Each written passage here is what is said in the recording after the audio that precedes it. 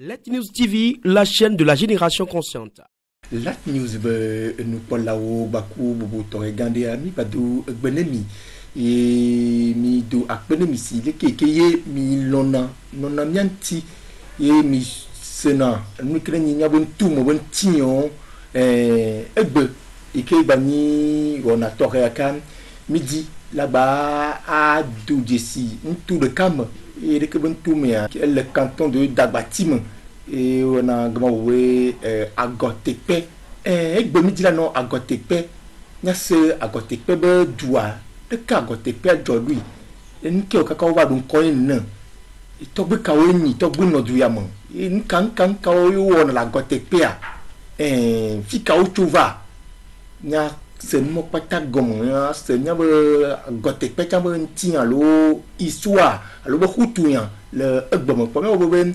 Agotepe be sur sam ye miliaka et mille togbi zomblewu kojo kotosu ajaho tongwa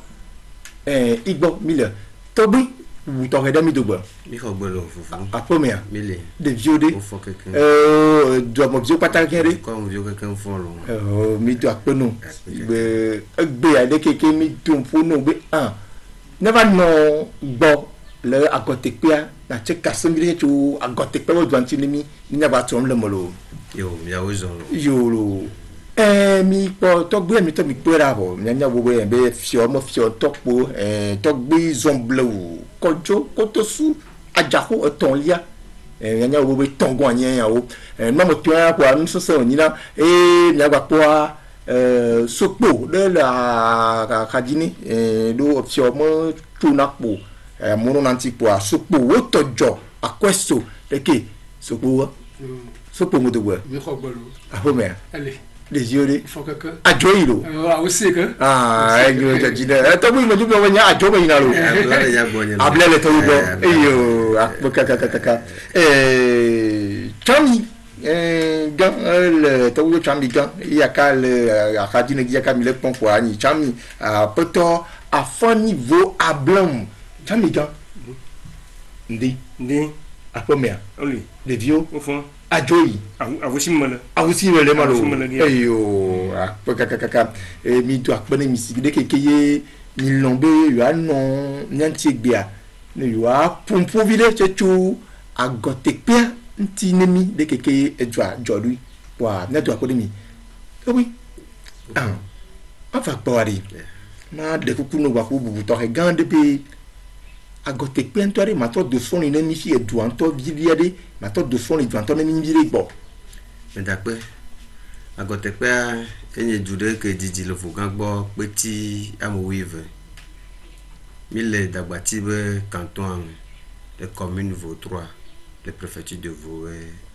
Bloc-Floté. Iyo enyo Agotepe edwama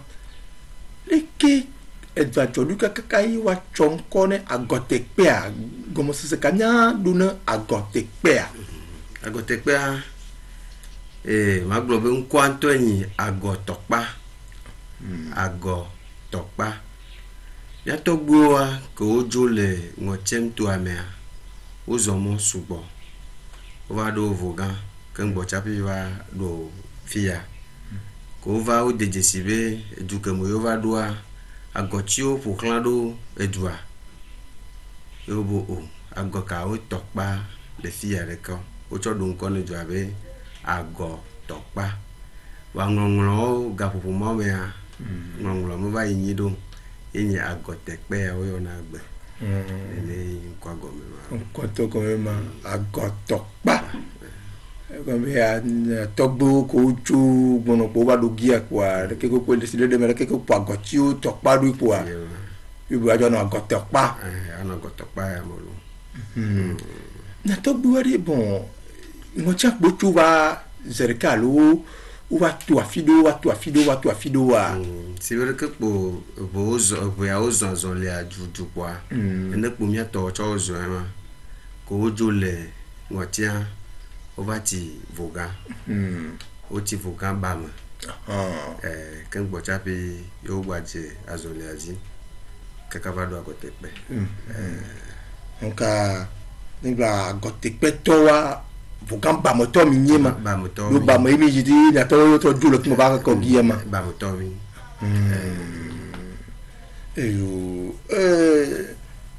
so poka no do ni be to gblo mi dia te pe afalo no ni dia te pe to gbe to afalo que mi chulo angocha mi vado echevia que mi do chevia mi vado davie nke gro echevia ko do fa que mi to bo yo ya ma chevido wa ha kan pe la chu ko pa chulo fu wa ngolo davie wa jo be wa do ya ma gbo ma dai ma vile gbo jo davie wa no akuma ko atogbonya akuma ko que mi ba jo ya wa no ba mo ya mo ba chi ba mo ba mo ba chulo kan pe ya fi yo ba chu ba jomo va javon ka fo ko bolo mi atogbo edu avala fo ile fun na togbo edu afo ke mu papa o de nyonu subo me ke la ba ada blea le fo ka ju afu obodo re ba fo fa mi jo achi agoto pa mo wa jo ba nu agote pe pa ko ba fa sha o ba po si de na fu ne ba do fi o ba po to e go me clan ugbo ba le ste o chi le ka clan nu ka gbe o ja chi agote pa mo le fi ka yo ba cha agote pa agote pa mo se wo mu lo gba e ma ya togbo e gbo pa bere o se ba mu lo agote pe e pe ayin ko aponya agote pe ne togbo e gbo pe ka chami ga alo de lié o mo donc pour la partie pe alo ipema le coup ma sa pe e ma ko gbo pa itu die vele on ka ya se ya kwa si de keke apoto tojo de meya ko juba gama na to bo wa no fo wi mo chama no fo afofon o no afofon o ju la afofon wa e ju va agote pe si be fu pe pa deloni ni adena to lo se ko ba do fi agbe to le ka clone ogbole ka e yo chi agote pe e fi alo ba je topa e ba ti fi alo je to bo fo wi agbo na mi to bo do afafa fo mu papa ka me kala de blea me kala yi yo mo le ka kwa blea yo ba chi fo ajo so pekwe baba do yo be fi ka fo wi e be ba fo wi mo mi ya fo bi mo to so la ba de bo ya wa avanchi do ba fo wi le chi fo ka do fo il y a fo wi mi ya to me fo gan ba mo to bi ni fo gan ba mo to ni yo to gbe kwa okay pe ka to bi le play na to go ko uzena vari kai do ka wona gamomo e ga popo mo me yo togbo wa adela oni kan gbo chapi o gba dena agle vide pe ni do du ke wona gamo o danade adela gangan oni ade aye plo di chane ne togbo e plo di cha ko di pe kaka apato wotojo akweso ati akwe na to buda na si de ke to bubule ni aro agbele de gani gana pa dada e pe ko ino na ipa subo no jo fi o le kaka no dada kan la ngba o le fu wa to gbede la chi fu ene mi mi ba la ba mo gbora na mai mala ba mo bubu gare ba mo gana ko le fu ni ba jo le fu ma so afọ mi ma ngba la fo yo ke ba do fu ma ke bi mi ato ja fa yo to gbo be fe be ke bi ba chi fi do ngba so bon be ne mi a khode le fu ma be yo ama le ko mi ato mi da se amanchi la fo fom mi da se manchi wa o dana gble fu ko bu dana ko do adela le to gbo gble no be ta de no ila no ma le fi ngba ba chu fi ka mi ba do le dagbachi ka so table bobo ko ma ngba ba le fu la to gbo bata de ijo mo table gmo mo e ko wa po le dagbachi apo le dagbachi de mi ba jo fu ma e ba ngo le ke mo que tu connais le comment tu fais beji on a be pakui ya to wa do ayi ba le fun ka pa se table bo ko to ayi ba le fun parce na de la on na le fi kaka na lang ba le fun gba je na pa no jo gba to gba de china fun kada mi to klo ya to gbe to de ko kai to gbe kai mi gbo wa to gbe kai zona na dade ayi le yo ka wa le to agote pa wa le yo na agote pa we to gbe le ji ka pe ne bia ya to gbe wa ngbo gbe chavo zona adu e wa to gbe sibe to gbe gan tete to gbe age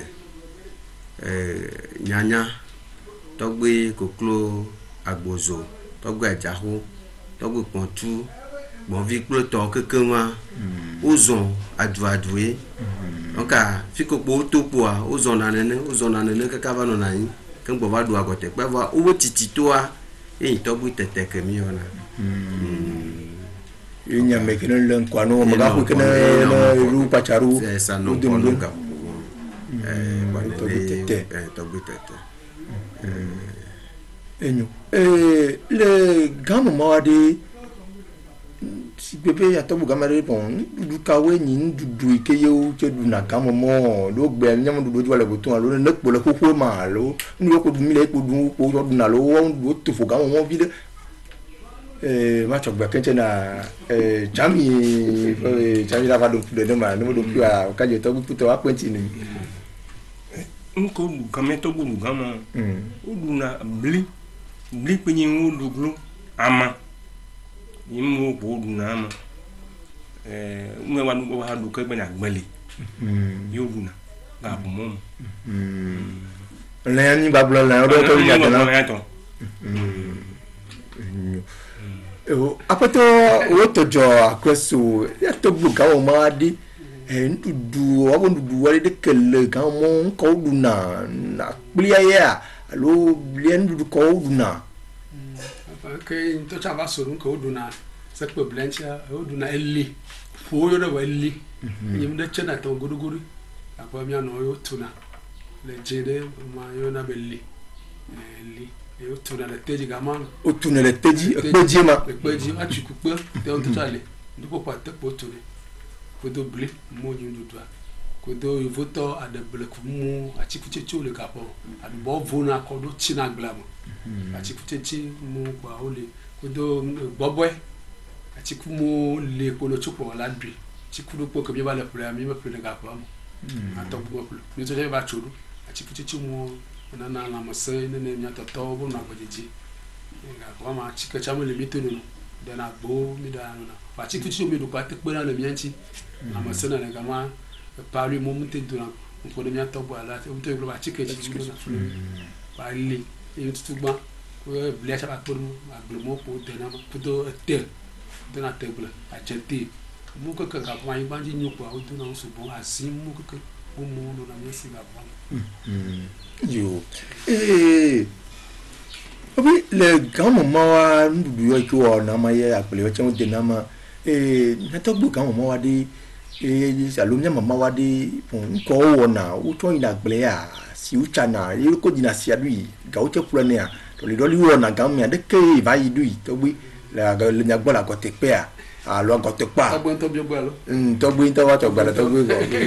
ko bon le ga fufu mo mo wa mi atogbo wa be agbono we a ga ke mi le du gbe a mo na yin doli ya yo wona ko yo na le vugbon we trokia e yo wona le choblia e choya la ba ho gali le podem ya mi adoli ne yo wona ka ba mo ya to mi an mama o chona ma agbele ba mala ya si aba ho la vie a chogbo va mo po yo chokpo na nya o ji kaka nya to to chi kaka o ba ji mi o changbe le mo yi va yi apoto to jo akwesu le gamo mo ari nya to gbo ba fudu wa de ko wa fudu no nya to gbo wa de ko ba fudu no na du ye ko du na gamo alo agbaje po plan de ko du na no gamo du be nya wu gamo ko mi po anya to mo pa ele o du na de be sopa o se go la sakala le so go de adum mo do na ka po mo ka po ke jobo ji ka po sa se a formule an lagbaje o do na yo wula o si na den la wa da gbaje ni gbaje be ka wa so wa gbe ni ko do na apa ko do na mo so na mi anu cha gbaje ma ke mi anu cha la na gban la lo e no wula la ko na chi wa da gbaje wala kan chi a he ya ma mi anu cha o cha ta na gbaje ke be ku ba va e do chi o ba nya me wa po do chi asa wa fo tata mo sopa lo ni vite tout ban zando que budget va ya va na sopa va te de kadum le zando ni vite tout ban zando avomolo to to sopa e la socho nang ka kwa la ba fongo ma de ro ko ba ko de mo ka la ga de le lewa ok et les grands moments wa de oui no wa de mujaka lo fuko na to bu fu na gamu akote pe kwa le fufu wa lo mai fufu wa ko ma tu va fufu wa pa godin to chandi de kon ba pa godiare e na to bu wa de afla subo kameu no na gamu moselom to nya gbajeji no na alo roman catholique to wa alo de kon mo ye lo le ana de kon mo le subo ko mo no le de kon mo yo me da kwe gapo mo wo nya ko mi le gbla kafla nkume ko me na ni le church catholique ko to ko na gblo ma me le gapo mo foju ke mi atogbo se glo eyin foju ani gba to oju ma yo se glo ke ngbo chapi sibe mla o chala chudugbe abe akpora be ke ya khone idukuri ko to ye foju buburo baba sibe sogbo atigele agosa vodu ojumo emi atogbo se vai le mama wawo ofodumo so boli ni puna boli opona kapopo momwa odovudo ke machogbana sokwa ela akontivile ofuko opona kapopo momwa ela koreka viro nsi apoto otojo woni sokpo ara na to bori de kon papa gujua si de ke to gbe ari ma patro ya ma patro ko do mo na mi fu ko fu na le de ko woni lui ya fa ma le a fu na bo do ba som ha ni fu ko fu na som na mo kwa wala fu bwa apo som ba vu nyom nu ka ko wa ja mo fu som kana mno o cha bo o jina ha ko no wa haja ende jojo kwa haja na mason bi o soma ka ba juba o ba do a chance va ko ba chance va ba pour o ba somo pa somba ha de como lino ya kula da dum pour kare na titi ya o de jire kare ba yo foto jone me mama sui o ba jina som tete unyo jagwe mi ahwe wa koin som tete unyo jagwe mi ahwe wa koin te gbona la si o bo unyo jagwe mi ahwe wa koin e mi be som ma le mo ji gbono yo vo la po je na trufa wa koin wala mo ji ne somama ko gore ba si ka ta kare la ho ju vi te gbona la si lo la si ana na mi agbojo haji to mo tuna adi no lo so biawe to gbona la si ana na mi agbojo haji to mo tuna adi ne lo so biawe so vi o mu na wo ma agbamu o ya mo ma re ko ya to so vi o nchi na oyin gbamu o ya mo ma re ko yi edu mo si vi o mi pona nye ba lo la so kula wo mu edu mo si vi o mi pona nye ba lo ba so kula wo mu egbe kana ijo no nya ba fio di die wa di e na to bu che dinagamo che non ha wa yiga son moma ke wa chi de kafla ka bo mo ga o mo liu me o le ka po ma o nanado o ba du na sipe ma ke doga la ye blobe to bo sipe ma ke doga ka wa la do to chovi ana si o no ja ya fi de fio to bo igwa sipe bo la kokwe ni ana pete mo ni ka ma tumo lo a wila no pete no dia to bo ya ama ko do to fio po so ka po ma wa no pete mo se le ko bo do so popu champion mi wala go de boni na mu de me ho do be le gbo mi ana bo no wa te kokwe wa ko mi ano jo ko mi jo ya be fio le pete jo ne ni na ka yo be go to bo sipe ni no ka bo ho tutu bo no po ga o cha la do sipe ma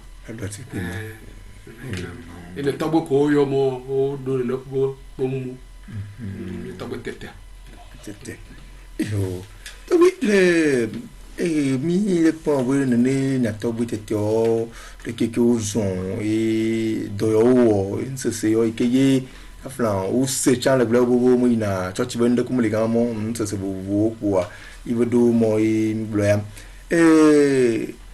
Vous m'avez pas ni vous que nous pas jouer ou aduna puna ça c'est vous m'avez pas puna lo vous beau bali que n'y a tout beau badu dari quand même alors gote quoi oui nous va gote quoi quand il va gote quoi toi vous que nous puna que va gote quoi ou tourner que donc vous quand il puna toi le à gote quoi ni tourner oui le de comme pas bien vous ya kaya nous besti quoi ya gote quoi toi mara elle ne vous va dire vous bien egbeme ya kemi lo pupu ma no va kotekpe a globe agence va kotekpe to do agence va tonton agence va ya e va ndo khozizi vide ken bocha pi sese baya o do sese baya bude ke balé togui wala sese baya o cho bani no blo kam nya bon tu yo me ya o la globe wa kotekpe to ou tu nécessaire baya pour do agence va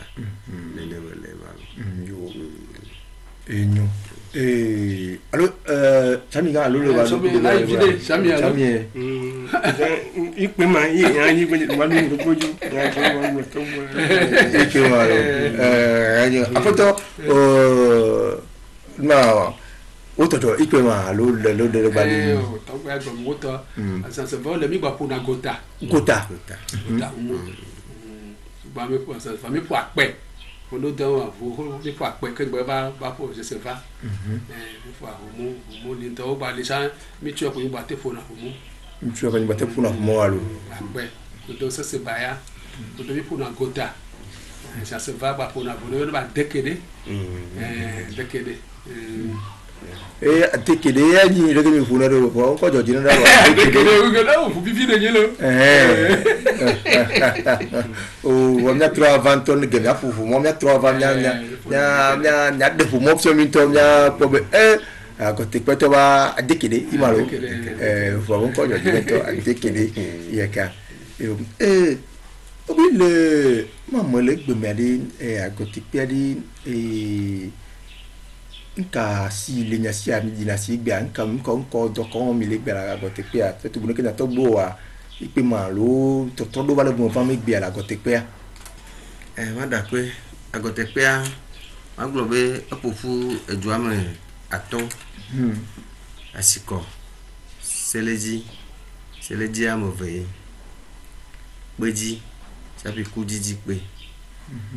ma globe ya edumo popua wawo agotekpe kulia mia no mia to gbe ya alo mia wa yo chami gba la gle de tebe li poadile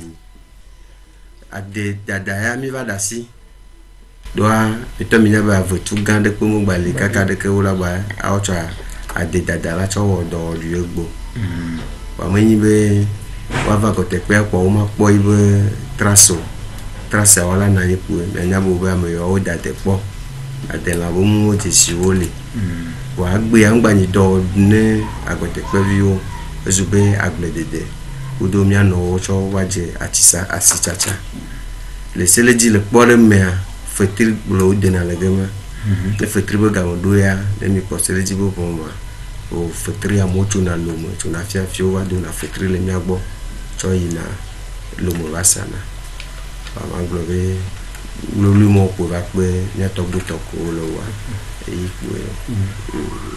asile le agote penin dina asimele mi asififiam asike chole mi agbo anyi yora basi kudo dagbati basi yora si ba ku dagbati basi yemina yekwa sana si na buganse obile gbemeri la agote pere du quelque milliards kuhido le damone mi vidia ma bu glo to avec moment du ba dom to en chon to cha va ya mi si to gbina ni mi du poton mi donc il y a pas poton ma va y man les indi ni on a vous va y poton ma que le milo la c'est pas dit c'est to bu ajaho to bu izomble ko jo ko to su ajaho otongo et to lo poton wala be akama pas ton même à l'élément et ton mère bon donc le do va y oui ya da kwere mawo blo na bene o divi e via do por ka pour ton quoi e via de titivo ablo ve ko dum le agotekpe be ziadia epe tongwa ya mi du chobai aglo be sibere ke mi sene ne mi wodo vuvuvu tado jikem no azanti ayi be mi jibe mi ato azandudu yo ji mi akofu mi abodu comme bio mi akpora be dale epe tomba zonle mi zonva yare nka nko ti sumiasio bi fiare epe ke mu nya gba jede nka o mi la gba te wo na agotekpe ju abo nko gbe de popo ne ma kumpu sugbo wa tado jim to kekele ya ba zandudu po to zandudu antia to gbe ma don funu sugbo video ko do mo fo tema le wele blare kare fo to mo bere no bela o kafla mo po de ko akwenta jide no mu yo que le va que le lasia dit la gotekpe ndo ko le choba gotekpe to do va gotekpe le tu alors mais ko la te o bilan mi video bande ma apumpu anya ma po adegbe o ne agotekpe jukwa manomea nsele pe mo le nyere kasi nyo yanda mi awo e mo npopo anti do mi da pe ni mi abo juta to agotekpe vi o ne le juta o pere mi anti sugbo o du fio mo jiji wa mi buta mo benela nyua mi avu college de mi abo vio no ho super de mi agbokpo a on to ra yin na mi abo college mi dengle se mi dengle mi bo benela nyua mi to mi ato eji tu kwanto no ba toji mi awo chicha o on pe ko de vio ntini mi bo mi to eji ma o vomia o me dizio po ma kemea ke mi ja zo liji kwa fio o ko suku ani wa gbe ya college ya le biasi mi kron mo fufu du comme vio mi dengle wa mi abo diaspora o cho kron pe mi anti o tu suku ko ni egbe ya mi abo college ya o do suku ko amene ke mi to mi abo du mo vio wa o ja gbagba chule ama mo gbe ya mi babo o benela nyua mi va de disibe mi abo suku vio ngba le mu de ko ngle lecture mi va benela nyua mi la bibliothèque no mu fe ke mi ja gbagba la ko livre o dagma susu bene de vio o ma gbele sugbo wa ka popodo le wala te na mu le ma fa kwa mi va do enebe opecha kwa mi nyasi no wenjo maduin ekpele mi anti eye over to nenebe bibliothèque animi egbe ya mi do livre akpena do le ma gbe mi ba ko bo be ai suku egbe ke manya adam de mo bemti wa me devi tutututu wa ne la nyu mi la nyasi na mu no agba pere mi anti kwa mi gba je wenje ma tutuji avec blog ya o do machine ordinateur amaton elle mi ase gbia que mi abo gomo de suku vieux primaire vieux coup de collège vieux o sona mule machine di o to machine gbo ko o to la te ngoro bonko ate dimle glug di poto e nene azolo yema que mi vous suku la voix et mi azolo mo va po mi abo suku la un moment le suku la ntio momo le amura tu se le di kudidi ya bo ju ko vuvu mo la va sukula o mo la zon kan gbo la ve wa mi baba na yin po bo ni la nyu a ni la de mo wa mi de mo de que facilité alors que na ne amodela tu peji goji ava mi bo sukula ma gba zo gbe ti mu na modela tu kudiji goji asiko ko to mo la va mi bo sukula ma gba zo gbe ti mu kan gbo la vo bi o ngede o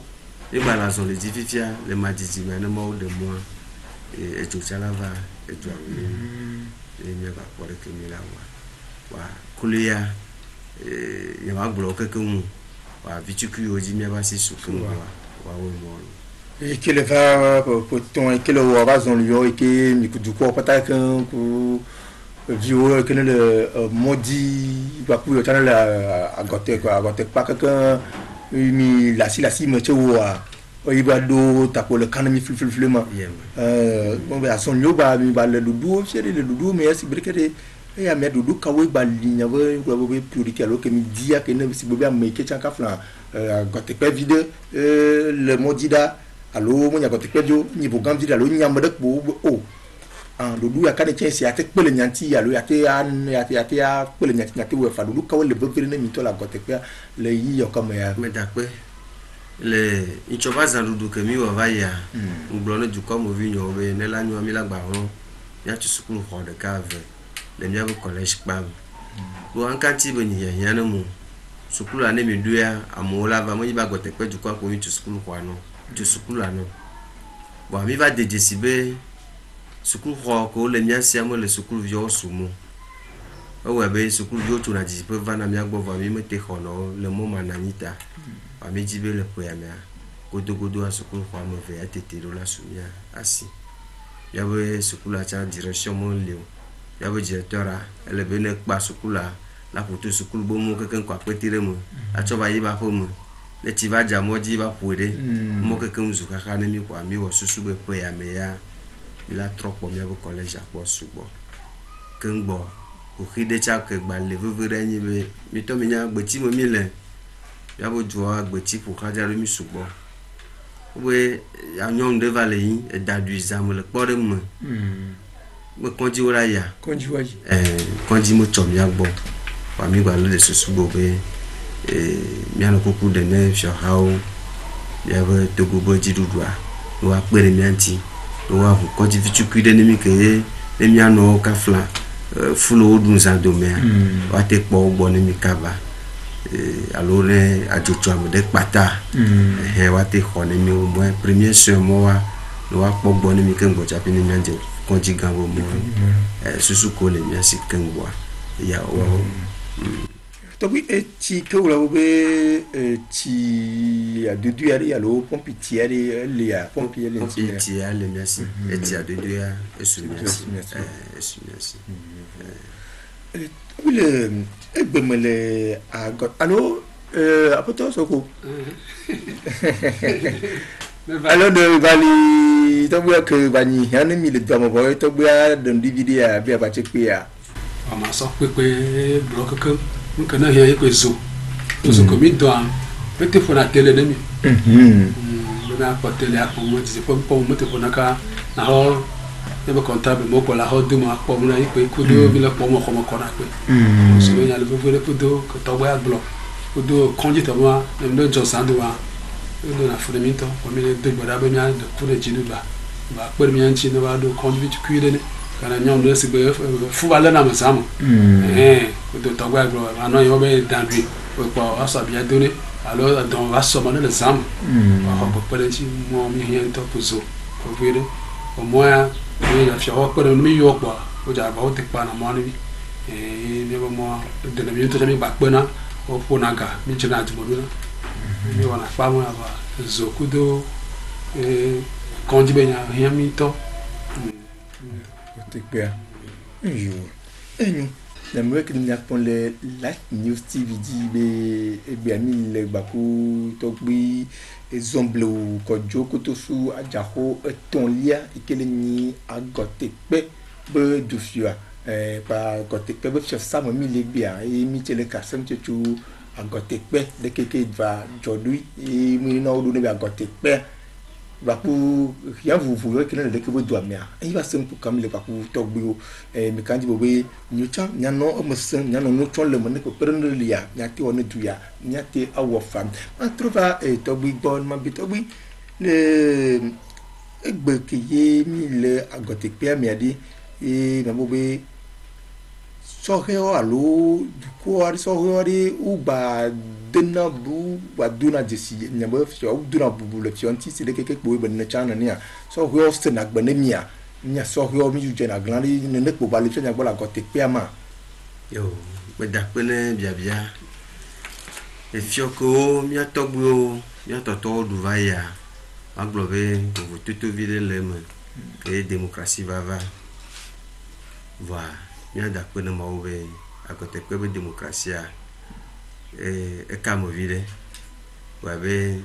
ye ma glo be mo du ha de kudo agote pe be jeunesse que la remone mine développement mo du ha ne togbo ha do e mo yo po o to na ne mgamezi e ya ke mi no pufu mo na pu ga pepepe agote pe be so ho pata o ja bo ajo mi adengle pora we de ke mi la wo mi bo jo la no kokoji gasiagam mo yo po o to na ne wole gbedzi ne mu yo bekakaka enyo mekanji bobe ya la nya pa gbanto be asem kemi kaku togbe nya gbatro ava agotekpe magbaba to agotekpe bendo mo bendo vudo mo blea bobe ya no vu mo wa fu mi akpo wa ma mo togbe ma togbe kente na apoto alo chami afani vo ablam pe enyan vike la sio nya ate u nya wa sem kaka ite gbe ya li mo la sinya e pe ma ipe ma gbo vu mo ya po e me mo vu mi do o pe ma o gbo bo ale kun male ka tunji vu fu ma no ma po vu mi apo ayi ko ma po mi apo lo yolo eyo sopo wo tojo to sopo tojo la de ke ma akweso owe yo chi ma mi hiama mi le togbele de kufuna le fio abe na bate to ko fio ba pele mianchi le munu ka miasi ngba jija ko mi de kukube konji be ya le fefede mi odo so be ya mi ando mi jami le ya mi to na na mo jo fa mi agbo ezoka alo garu ma no jina chifafa ke o fijite ami la posi fafa lo ma mi jo pono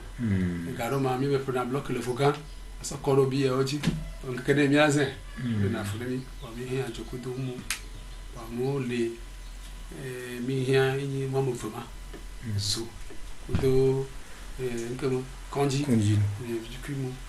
du mo pa mo le ba fiosa ma togba hava mi bi ya de do nti on ba konji o togba ba do a c'est que crede ba chona go te kwedwa ka togba ba to ka crede ba te kwedwa mi mi so po nchi o ma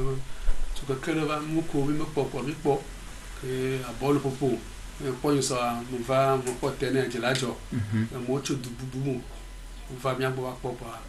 to wa ni ka klemi le de boda tare be mo na ba na agbeji na mi agbo amo po mo ton mi de mo mi posi mi do nkama mi po nkama le college papa mo to po be po de ka kana jawa ko bo wiere mi adu mo su bon to me ya no ko mi be to la ba ko te ko ba nya no de gbara to gba ta ma no la ne la mase le ke pa ko te ko to le e o po na de nchi pa ko ba ko te ko ho nyi tu fo ho nyi de o ni so na po te na je lajo e do ko to ba sa na po jijon to gba le ba to achi e no chale o mi to gbara ma sa mo no la mo fo no ka ke wa mo ko mo no me ya gbo po so ma o so la ba no me ya ko no le ke nto ko te na mula vivi amaganchi pa togba mo ko do ko be so ofio ba mo sam yo to ko da se ko jami le ko te no togba ko na le ko manu o mo mi bi o to a ya ja gba na togba mi apere togba nchi ga ma na le po mo jijo lanu la mo ni la te no to so ko te ko to yo bekaka mi to apena poto wo tojo kweso mi kele ni so pugaraka togbe zomblewo ko jo ko to su ajako eton lia togbe bapu to gandia jobobe ya jikela sio nya che futa na gbabasem tukunya o mabatro bak nya ba ya sembo di fa ne nyare la no sinya ya me jibe ma da pene akote kwa jukwa pata to mi ave diji pe mu po mo aji ejua egbono ju etune lo de duro gbona be ati de kamo wona vo hakwi de ka mo plona ni bon akote pe ne nyua enyu ne mi patai ne gbagblea ala gbagble nyu pata ni mo kwase be de keke ma wo na akote pe bo nyu po la ba glo bo be akote pe be fiore ka to yo ne gble cha wo da glo be gble ne fio ba be gble ne tukwa pata wa nyamule yo no vivio amaga ko pata kote pe vio ne le gbejiji pe ke be ona lon ya ololo bejesi ya ochochoke bejesi gede nemia anoju asila simo ena eju ya bunko gbede de popo amere pe mo la fi de pe la ba woni mi o mi to pe la jira mi ojo adoro apeni yo e o mi to apene togbi zomblo ko jo kotosu ajako eton lia ble la news tv wonu polawo ya kai agotepe ben ti en vide mi de fion miema mi ba gbono de ke ba gotekpia la ba chom vu ke to la ba gotekpia mo ble vu ko funa de ke vu ina du na nya de mo kota kam chomi wa pa tro continue mi la gotekpia ni ba gbono apa gban to mi wa ka e mi a pele nyanti si de ke to bui e ble ne ya ki en bon le agotekpia e vu tu o blebe ke ne le vide ke ye nya te wo kaba ye ninka no jagba kondi lamsan chola magboa en lamsan te ko chola magboa beni vivere beni e yo gia bo beni bani kondi ya de alo no ma tu ganto bani case de santé de chan no tout le agotekpia ke kaflan no yo no ou le die ou ya o mara ke wa te fui wa adivi le gama bobo de sik bede ke ke ne bo diploranto lui dari bo yo mo la divi fa fa de ka mara ma ba fule mo kabo alo ne kaflan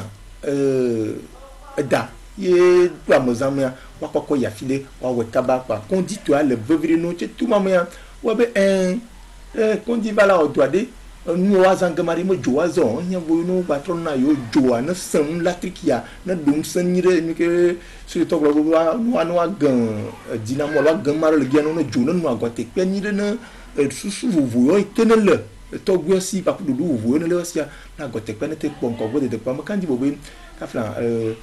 government ava bochon mi senamia bo yoni de mi si e ano do kusi ONG ba po mu ke kan pate ken do lo fa le nyasia mi dasi la simu agote pe jo ke mi ba dasi la simu ne bon muwa na te we falo. Let News TV, la chaîne de la génération consciente.